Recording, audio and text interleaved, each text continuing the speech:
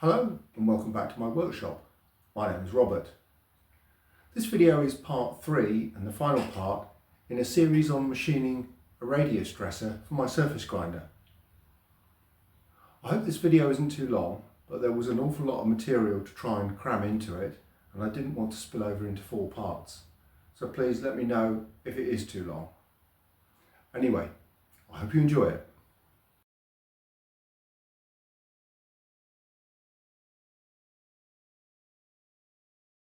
Squeeze the vise down really tight. Let's just see how much it's moved it.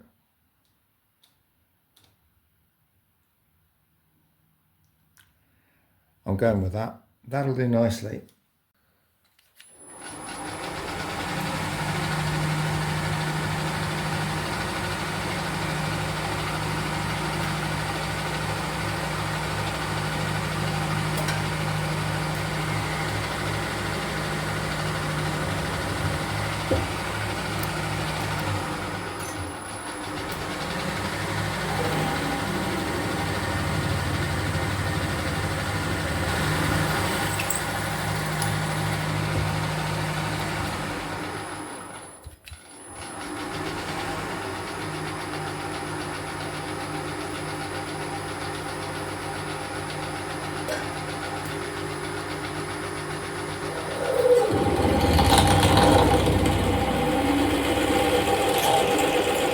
Horrible.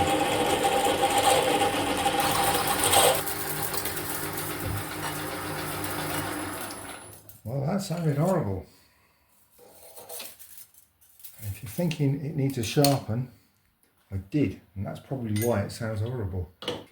5/8. So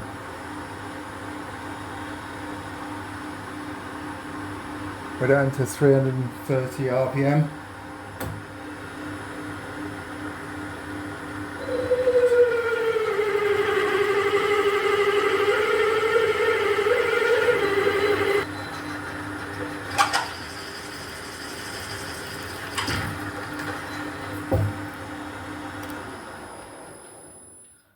Time to bore this out. I'm going to aim for about 740, thereabouts.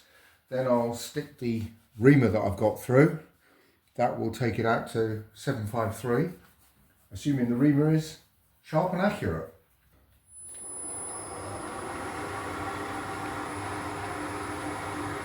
This is about a 20 thou cut, 1/4 millimetre. Well, 20 thou off the diameter.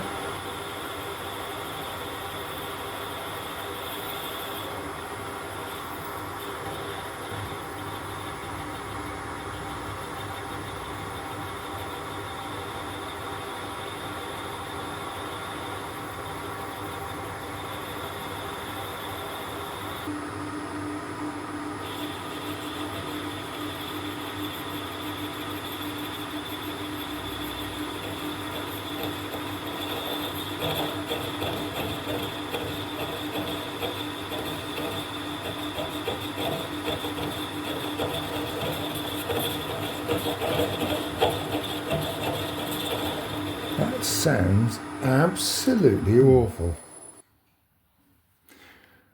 There are clearly rubbing marks around the back of it, but then when you introduce it to the hole, there's plenty of clearance.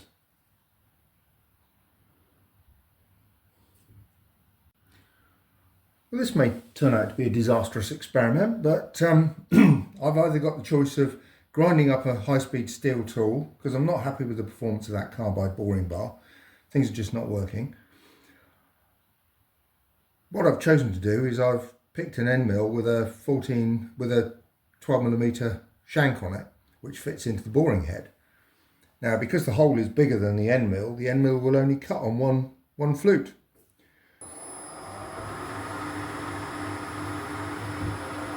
And as this is high-speed steel and not carbide, we'll put copious amounts of cutting oil in there. Let's see what happens.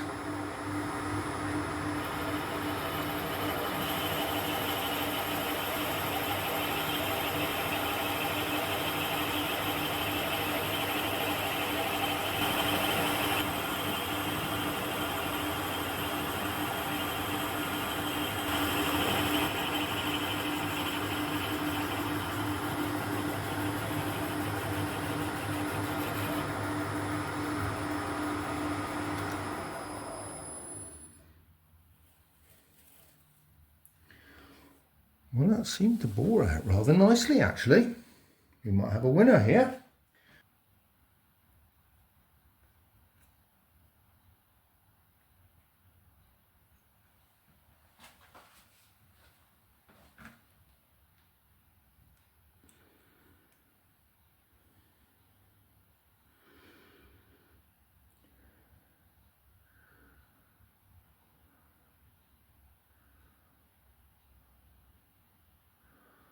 So we're about 685.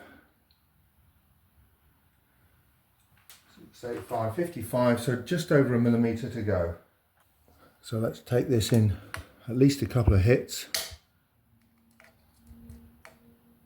I'm going to go by half a turn.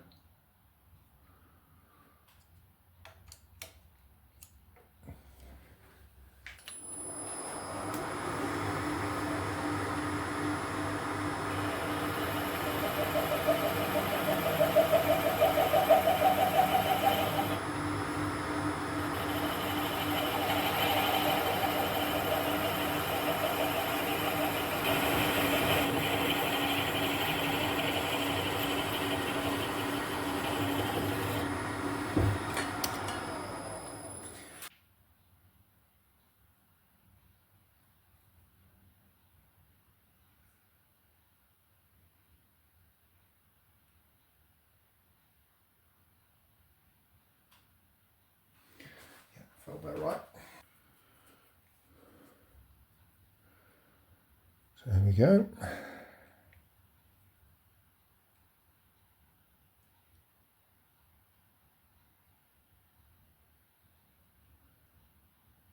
There we go, 740.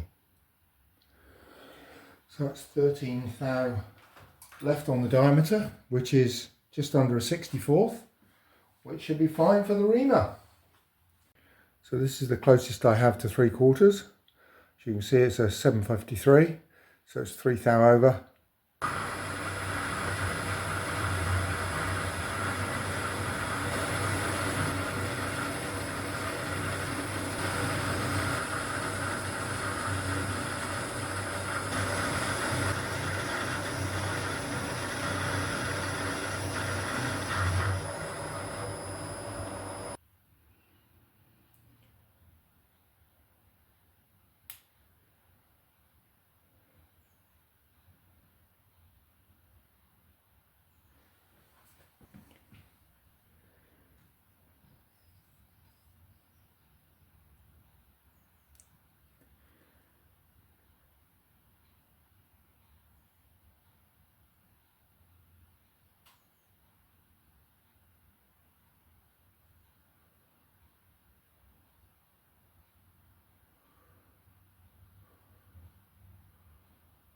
$7.54. I don't have any other tools for chamfering, making a nice chamfer on a bore like this on the mill.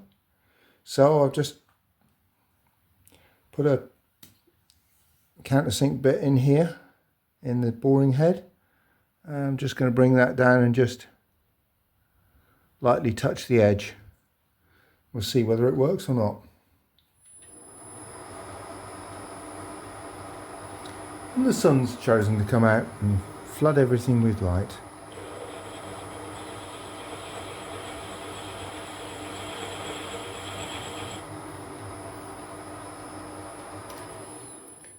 But you know what?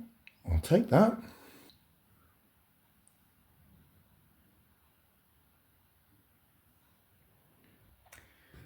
I've got my boring bar extension set up here.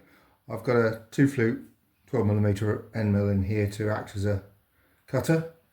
I've just done a couple of exploratory cuts as I'm just trying to open this counter bore up to 1 inch. It chatters fairly well, and I've slowed the speed right down.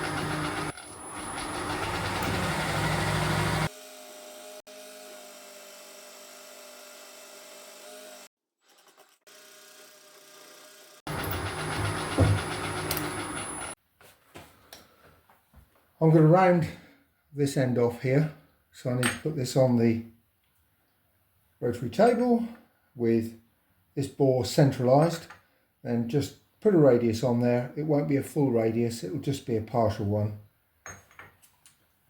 I make up a series of items like this. They're a nice fit inside that bore,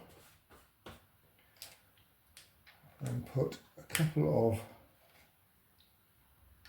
T-nuts into the slots, and I'm going to use a parallel here purely as something that's got a clean surface so it's not going to mar everything up. Pop that on those studs, and that should be a nice fit on there.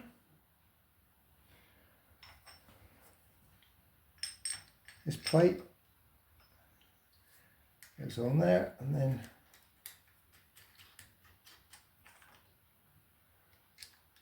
put the nuts on there, squeeze the whole thing together.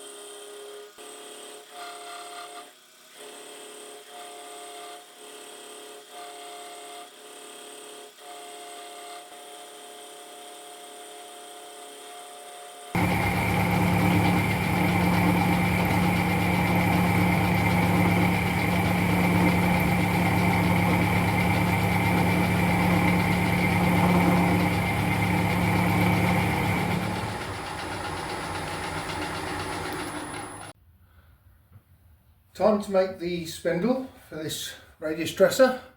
It will end up looking something like this. The dimensions are going to change slightly.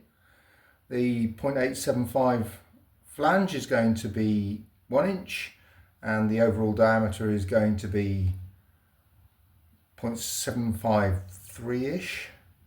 It will be designed for it, just turn to a nice smooth fit. I always find it helps if you tighten up the tool in the shop.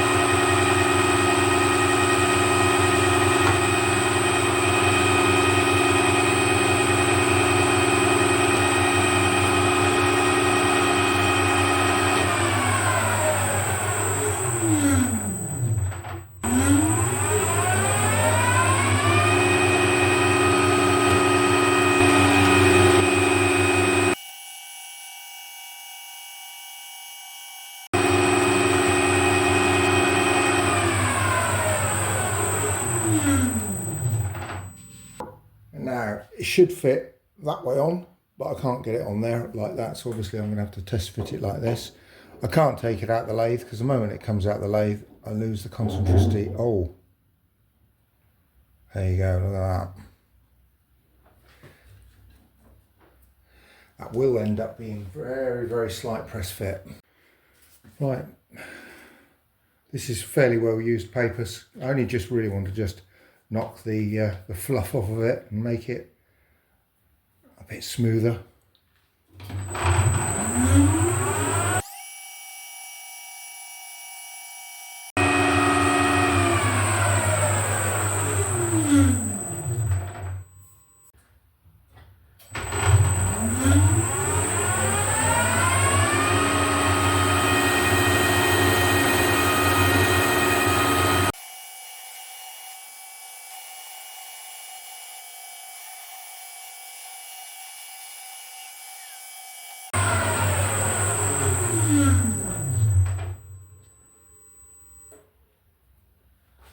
Off camera, I've faced it. I've got it to about 125 thou width. It needs to be a little bit less than that, but what I'm going to do is now take the outside down to 1 inch diameter precisely and then give it a test fit in the L section. This was going to be done on camera, but like many people who post on YouTube, I forgot to start the camera.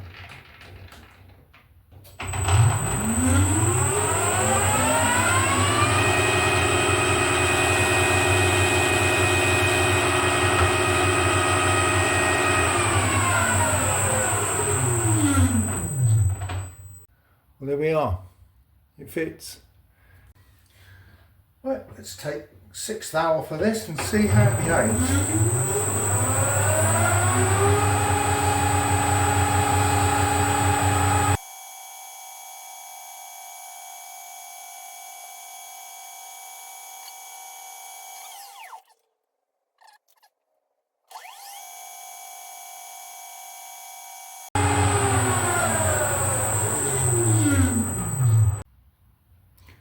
This is the assembled article when the size is correct. It's a mild press fit.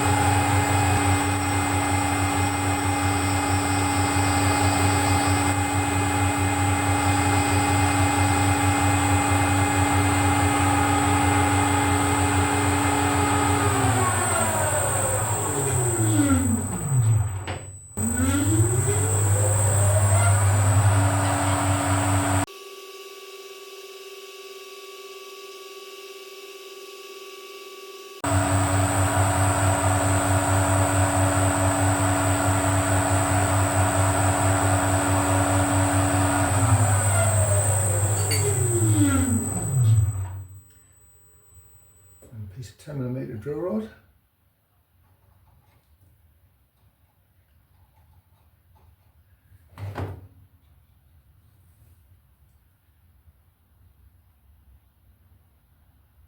Well, that's a good fit, that is.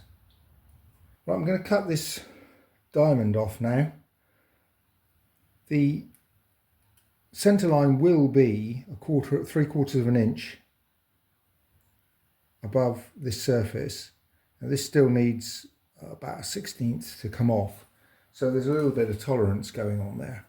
So what I'm going to do is, if this were to produce a 1 inch diameter curve, which is a 1/2 inch radius, I need this to be the 3/4 plus 1/2 inch,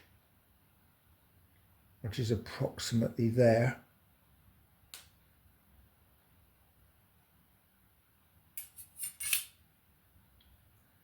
And then we can just put a light scribe line on the marker pen there. So this needs parting off just here and chamfering, and all will be good. Obviously when you're turning a convex, this will be down and this will be poking out the bottom, so we can't have too much because there's only a certain amount of clearance underneath here. I've got this assembled up for the first time to find out how it looks and how it's going to be. So this has got to be bang on centre, which it is here. First thing that strikes me is these corners are likely to foul on the wheel at some point. This isn't a brand new wheel, and I'm unlikely to be dressing a full size wheel, but first thing I'd say is this isn't long enough. It should have been another 1/2 inch or an inch longer. But to finish this off, in order of what I'm going to do, I think, is I'm going to cut a 45-degree chamfer on here. I'm then going to put a 1/4 inch radius on each of the corners to make it look pretty. It's purely decorative. Then I'm going to deck off this with the shaper and remove the bulk of the material that I don't need. And then finally I'm going to round this off. And this is a bit trickier because of the proximity of this section, but I think I've got a nice way of doing it, and I think I'm going to try rounding that off in the shaper. Here we are with the part set up in the vise at 45 degrees. It's only decorative, so I'm not going to go to extremes to try and make sure it's perfect, but the protractor there is on 45 degrees. That lines up nicely. It's sat on the jaw, which is fairly true. It's not exactly true, but it's pretty good. So I'm just going to chop off an amount off here just to make it look good. I'll look at my drawing to see what the dimension should be, and round the corners off.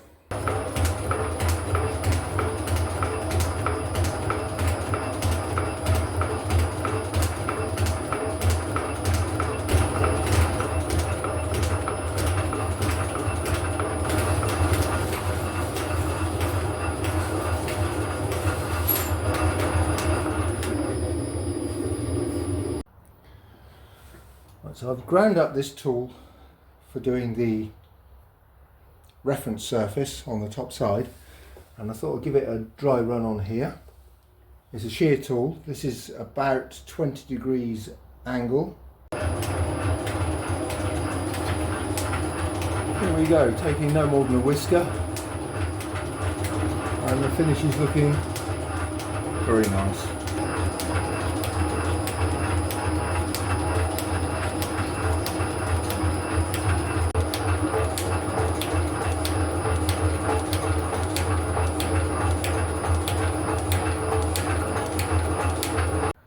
So here we are, one 45-degree bevel put on there. So what I'm going to do now is to set this up on the rotary table to knock these two corners off and just put a 1/4 inch radius on each of those. So now we come to trying to set this thing up on the rotary table. What I've got here is a plug with a 1/2 inch diameter on the end, and there's a nice fit inside the bore there. So that'll give me a reference of where everything's going to end up. I'm going to put a parallel on there, which is just higher than that boss. So now I can bring this in, and the idea will be to make this face tangent to this edge here, and this face also tangent to that edge. So it's going to be a bit of faffing around to get it there, but that's roughly where it'll end up being. If I get a little square, drop the table so the quill's out of the way, just push that into there. I've got the worm disengaged at the moment, so, and then you can see we need to come back this way.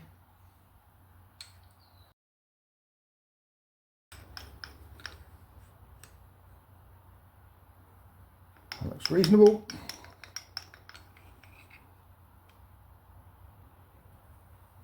That's half reasonable.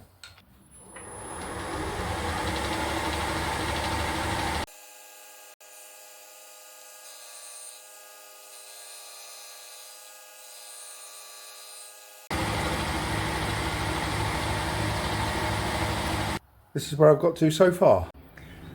I've made up this little measurement pin, which is 10mm here, and it should have been ½ inch. It's come out about 499, but it keeps everything imperial now rather than sort of swapping between metrical and imperial.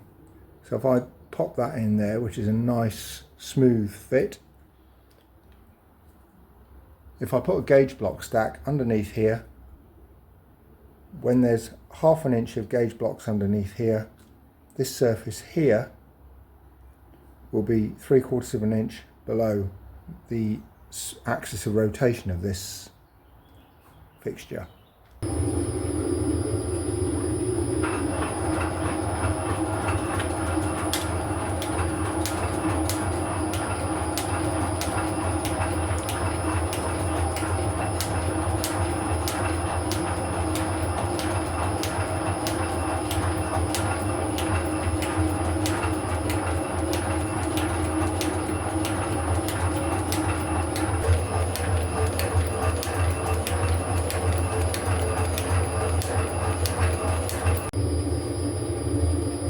There's 15 thou more to go on this face. We're getting very, very close to this round here, so I'm going to take one more thou just as a real clean-up pass on this, and then we're going to move over to the grinder.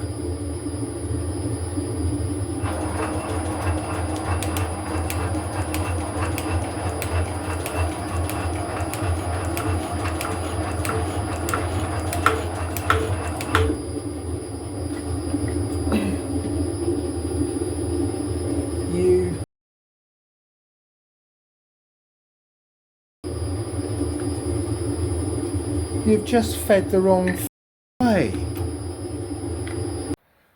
Well, I wasn't planning on this being the next operation, but since my incompetence has led me to make a scar down in there on the very, very, very last pass, I'm going to use an end mill now to try and clean this up.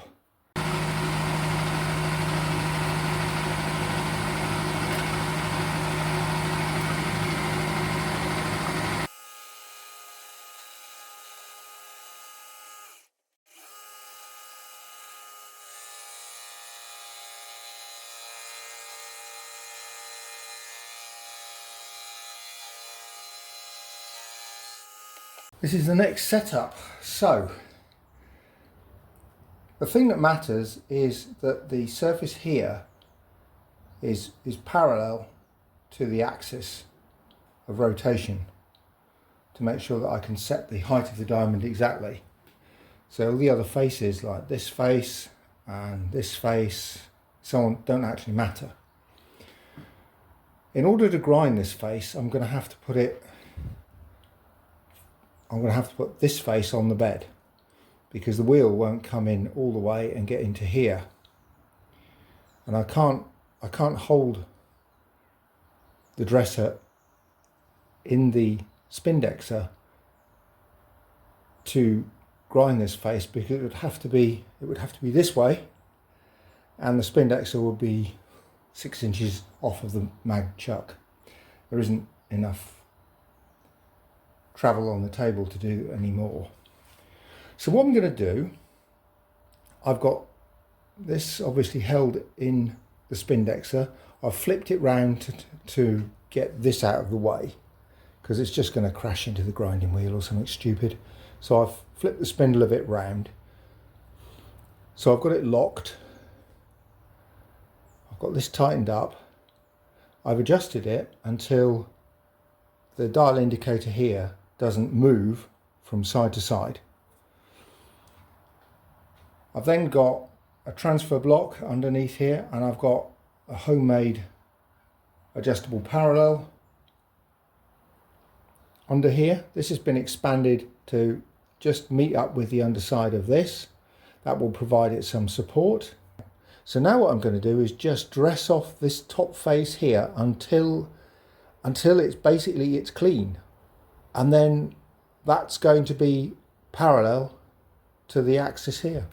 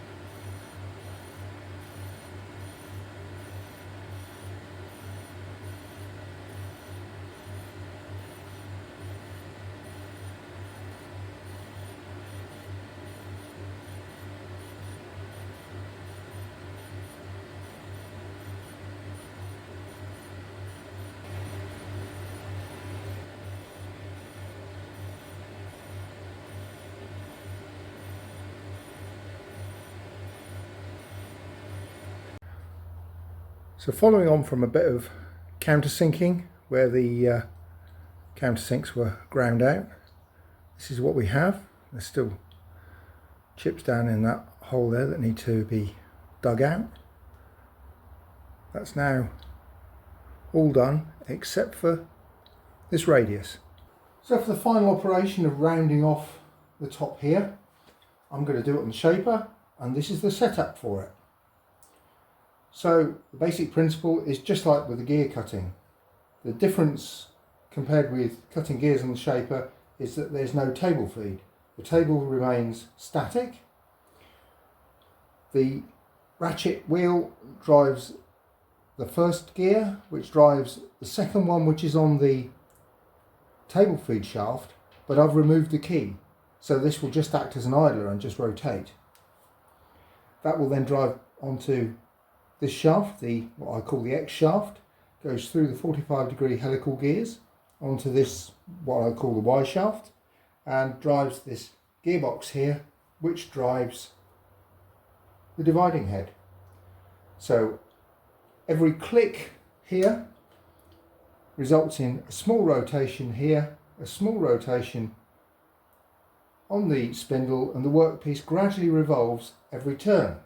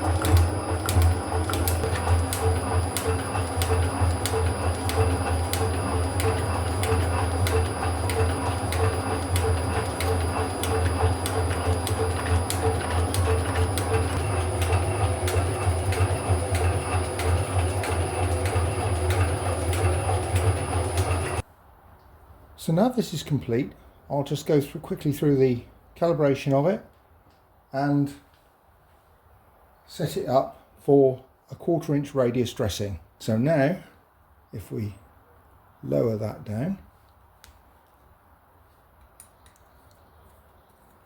screw this securing stud in, drop the micrometer over and just nip that into position. Now we can rotate the micrometer until it reads 0.500.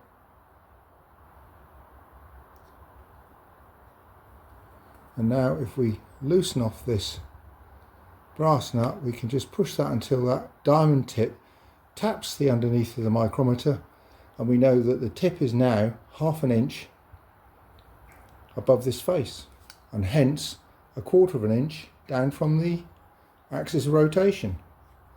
We can now remove the micrometer, remove the stud, dropping it on the process, and there we are. That's now set up. So there we have it, one completed radius dresser. Hopefully there was something of interest in this video for you. If you made it all the way through, thank you very much. Some may be disappointed I didn't get to show it in action. I will do that in the next video, but this one was long enough as it was. Anyway, for now, thank you very much for watching.